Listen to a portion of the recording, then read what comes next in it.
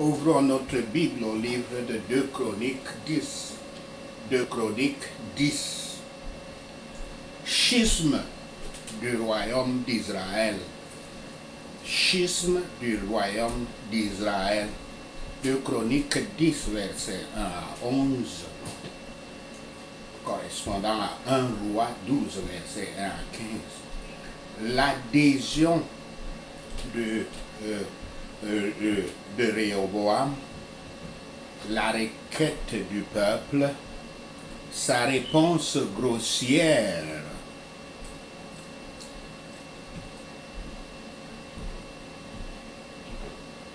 l'accession au trône, et non pas l'adhésion, l'accession au trône de Réhoboam, la requête du peuple et sa réponse grossière. Sichem est une ville avec une histoire riche. Abraham adorait Yahweh là-bas, dans Genèse 12, verset 6. Jacob construisit un hôtel et y acheta des terres là-bas, dans Genèse 33, verset 18 à 20. Joseph fut enterré là-bas, à Sichem, dans Josué 24, verset 32. C'était aussi, Sichem était aussi le centre géographique des tribus du Nord. Et c'est là-bas que le nouveau roi, Roboam, allait rencontrer les 10 tribus du Nord. Aller rencontrer les 10 tribus du Nord sur leur territoire, au lieu d'exiger que leurs représentants viennent à la capitale, Jérusalem, est un début faible pour Roboam. Le règne de Roboam dure 17 ans. Dans ce laps de temps, Israël se transforme en une nation de seconde classe. À une certaine époque très récente, les gens proches et lointains venaient voir la gloire de ce royaume, mais cela va changer très rapidement. Quand Jéroboam entend parler du rassemblement de Sichem, il revient. Il s'était caché en Égypte après que Salomon eut cherché à le tuer dans 1 Roi 11, verset 40. Jéroboam est un jeune homme industrieux dont Salomon avait pris connaissance. Salomon l'avait placé en charge des travaux forcés sur la maison de Joseph. Nous savons par 1 Roi 11, verset 28 à 40, qu'Ahija, le prophète de Yahweh, le Shilonite, le prophète de Yahweh, dont le livre est absent dans notre Bible parce qu'il avait écrit un livre saint, avait rencontré Jéroboam dans un champ. Ahija prit les vêtements, il prit un vêtement, le déchira en 12 morceaux et dit à Jéroboam de prendre 10 morceaux. Salomon entendit parler de cette prophétie et essaya d'arrêter en essayant de tuer Jéroboam, qui s'enfuit en Égypte pour sa sécurité. Maintenant que Salomon est mort, Jéroboam retourne d'Égypte à Jérusalem. Il rejoint les anciens qui s'adressent à Roboam à Sichem. Salomon était un grand roi, mais il avait beaucoup pris au peuple.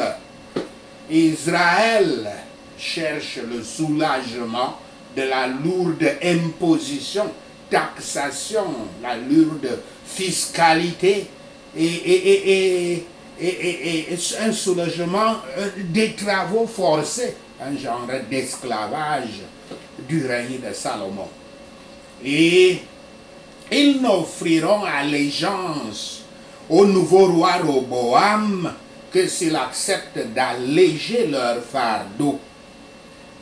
Les anciens d'Israël ne font aucune demande ou requête spirituelle à Roboam. Apparemment, l'idolâtrie de Salomon ne les dérangeait pas assez pour les pousser à chercher un changement dans le domaine spirituel. Les tribus n'évoquent pas la révolte de Salomon contre Yahweh, car la fascination de Salomon pour les chars et les chevaux, son impensable, indicible convoitise des plaisirs sexuels, son addiction au luxe, ne pouvait pas le sauver du naufrage, comme il se noya dans le culte des idoles.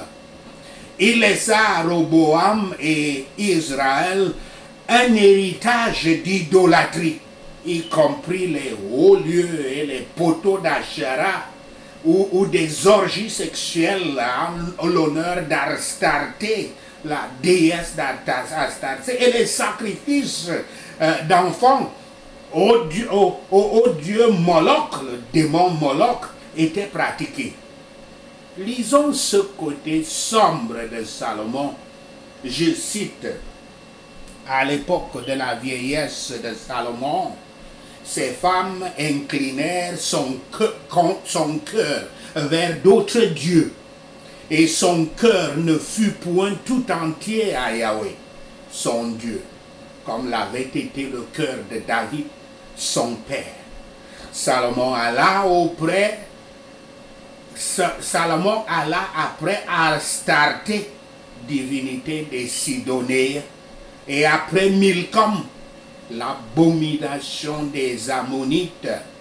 Et Salomon fit ce qui est mal aux yeux de Yahweh, et il ne suivit point pleinement Yahweh, comme David son père. Alors Salomon bâtit sur la montagne qui est en face de Jérusalem un haut lieu pour Kémosh, l'abomination de Moab, et pour Moloch, l'abomination des fils d'Ammon. Et il fit ainsi pour toutes ces femmes étrangères qui offraient des parfums et des sacrifices à leur Dieu. Fin de citation. Citation de 1 Roi 11, versets 4 à 8. Quelque chose qui aurait dû être le plus grand grief n'est rien pour ces anciens d'Israël. Car ces Israélites sont insouciants en ce qui concerne le culte de Yahweh.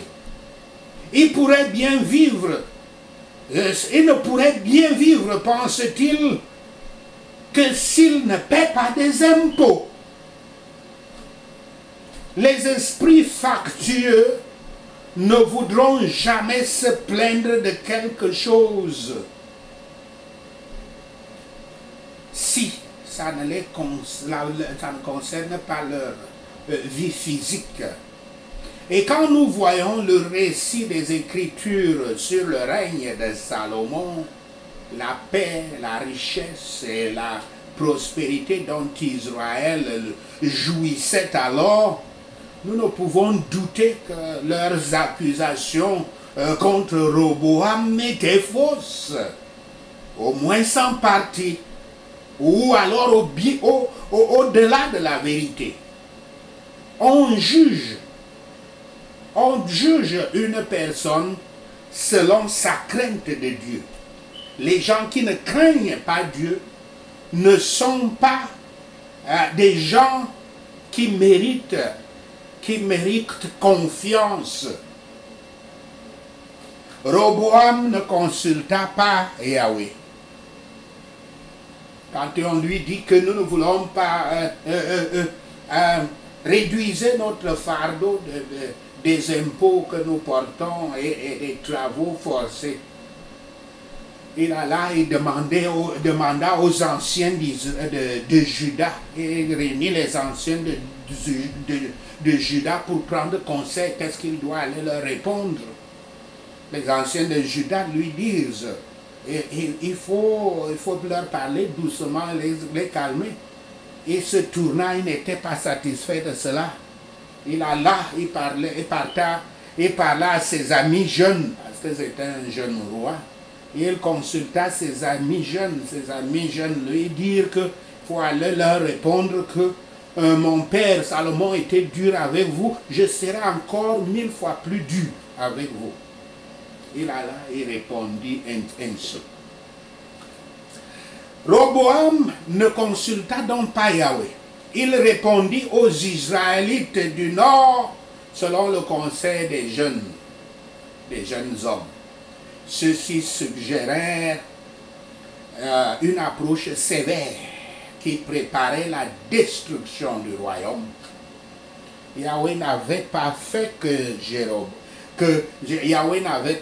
Roboam adopte cette approche imprudente et pécheresse. Yahweh l'avait simplement laissé faire les erreurs critiques que son cœur pécheur voulait faire. C'est ainsi que Dieu Yahweh est. Si vous ne mettez pas votre confiance en lui, si vous ne lui obéissez pas, il vous laisse dans vos erreurs, il vous enlève sa protection et sa sagesse. Et puis vous commettez des erreurs qui vous précipiteront dans la chute et dans votre propre destruction. Jamais l'homme n'a été plus aveuglé par son ego, son moi, l'orgueil et par le désir d'un pouvoir arbitraire que Roboam, dont le choix n'est rien dont le choix est plus que fatal. Sa folie le fait rejeter. Le fait qu'il soit rejeté par Israël, les 10 tribus du Nord, et que toute la dynastie de David soit également rejetée par ces tribus. Il rejette les descendants du plus grand roi d'Israël, David. Les conseils de Yahweh, les prophéties données au prophète Ahijah sont donc accomplis. Après son mécontentement envers l'infidélité et l'idolâtrie de Salomon, Yahweh laisse Roboam à sa propre folie et cache à ses yeux ce qui appartient à sa paix, afin que le royaume lui soit enlevé. Yahweh ne va pas laisser les âmes que lui, il cherche à sauver à travers ses ministres, que ces âmes-là soient entre les mains d'un infidèle, de quelqu'un qui ne lui obéit pas. Il enlèvera une partie du royaume à de telles personnes et même tout le royaume. Il enlève cela de 1000 manières. Il peut enlever la vie même de ce roi. Yahweh sert ses propres fins sages et justes par l'imprudence et les péchés des hommes. Ceux qui perdent le royaume des cieux le rejettent comme Roboam par la volonté et la folie, leur propre volonté, leur propre folie. L'infidélité des Israélites les pousse à leur ruine future. Ces tribus du Nord, plus tard, 2 siècles plus tard, ce seront des tribus qui seront perdues. 2 Chroniques 10, versets 12 à 19, correspondant à 1 Roi 12, versets 16 à 24, la révolte des 10 tribus et le schisme du royaume d'Israël. À partir de ce moment, dans l'histoire d'Israël, le nom Israël se réfère aux 10 tribus du Nord. Et le nom de Juda se réfère aux tribus australes de Benjamin, Siméon et Juda. Il y avait une tension de longue date entre les 10 tribus du Nord et le groupe combiné de Judas et Benjamin avec Siméon dedans. La rébellion s'était produite plutôt le long de cette ligne de division potentielle pendant les jours qui suivaient la rébellion d'Absalom dans 2 Samuel 19, verset 4 à 43, et qui s'était développée dans la rébellion de Sheba, le fils de Bichri, le Benjamite, dans 2 Samuel 20, verset 1 à 2. Adoram était le mauvais homme que Roboam devait envoyer parmi les tribus du nord pour collecter l'impôt. Il était probablement célèbre pour sa dure politique des travaux forcés ou qu'il faut appeler esclavage pendant le règne de David et de Salomon dans 1 Roi 4 verset 6 et 1 Roi 5 verset 14. Roboam l'envoya probablement parce qu'il voulait tenir sa promesse de punir tous ceux qui s'opposaient à lui. Maintenant, les Israélites parlent de manière inconvenante de David. Il tue Adoram. Oh, comme les bons hommes, les hommes bons et les bons services sont vite oubliés du public. Ces considérations doivent nous réconcilier avec nos pertes et nos troubles, à savoir que Yahweh en est l'auteur et nos frères humains les instruments. Ne méditons donc pas la vengeance. Les conseils modérés sont les plus sages et les meilleurs. La douceur fera que la douceur fera ce que la violence ne fera pas.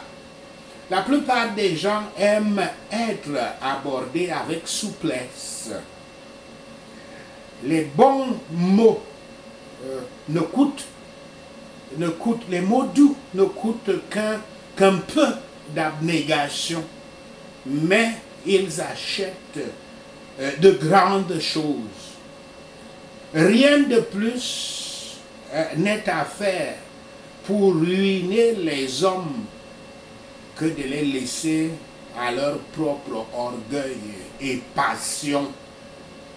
Ainsi, quels que soient les dispositifs des hommes, Yahweh fait son œuvre pour tous et accomplit la parole qu'il a prononcée.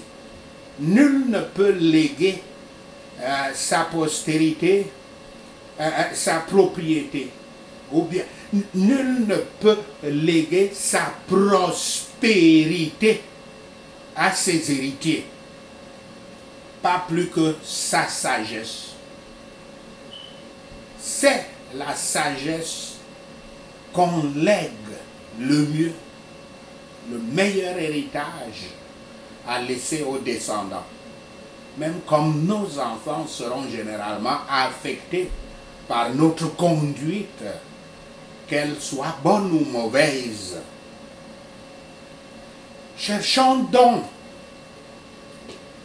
ces bonnes choses qui seront nôtres pour toujours et implorons la bénédiction de Yahweh sur notre postérité, par préférence à la richesse et aux jouets de ce monde. Sachez cela et le Seigneur Yahweh vous bénira. Prenons ces points de prière. Seigneur des seigneurs, donne-nous la grâce de révérer ton temple, tes ordonnances et ta maison de prière. Au nom de Yahshua le Messie, nous prions. Dieu Tout-Puissant, sois pour nous tout ce qui est le plus précieux au nom de Yahshua le Messie. Al-Shaddai, le Tout-Puissant, puisses-tu régner et gouverner dans nos cœurs avec l'espérance de la gloire au nom de Yahshua le Messie. Si je me retire, Père Yahweh, délivre-moi de l'esprit de révolte.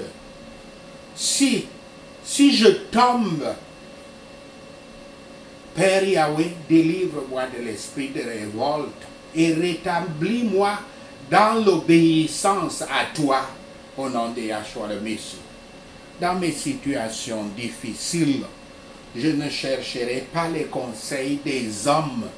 Je chercherai uniquement la direction de Yahweh, au nom de Yahshua le Messie. Dans mes critiques du gouvernement, je ne parlerai pas de mes avantages perdus. Je dénoncerai des cas de désobéissance à Yahweh, au nom de Yahshua le Messie. Tout leader de pays qui est adorateur d'idoles et désobéissant au commandement de Yahweh, j'ordonne ton changement par l'épée de feu de Yahweh, au nom de Yahshua le Messie. Tout adorateur d'idoles, dirigeant ma communauté ou mon pays, Père Yahweh, remplace-le par ta main de changement, au nom de Yahshua le Messie. Toute société pervertie par l'idolâtrie et le péché, Yahweh Dieu très haut intervient et tire ton glaive de justice, au nom de Yahshua le Messie. Toi, cette personnalité insensée, assoiffée de pouvoir, je te chasse de ma communauté par l'épée de feu de Yahweh, au nom de Yahshua le Messie. Toi, ce mauvais conseiller qui me traîne dans l'idolâtrie, tu es un menteur. Je te frappe avec l'épée de Yahweh, au nom de Yahshua le Messie.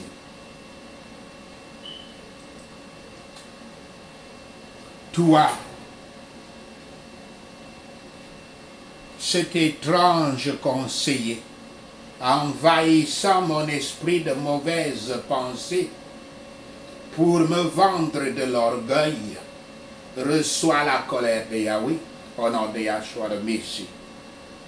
Adonai Yahweh, ne cache pas à mes yeux les choses qui appartiennent à ma paix, au nom de Yahshua le Messie.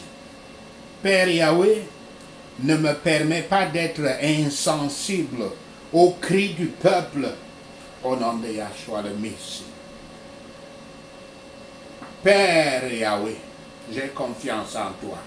Donne-moi la grâce de la compassion, au nom de Yahshua le Messie. Père Yahweh, ne me permets pas de rejeter le royaume des cieux en le perdant volontairement et sottement, au nom de Yahshua le Messie. Parce que Yahweh est l'auteur des bénédictions, des pertes et des troubles, et que nos frères sont ses instruments, je ne méditerai pas la vengeance. Merci Seigneur. Au nom de Yahshua le Messie, nous prions. Amen. Hallelujah.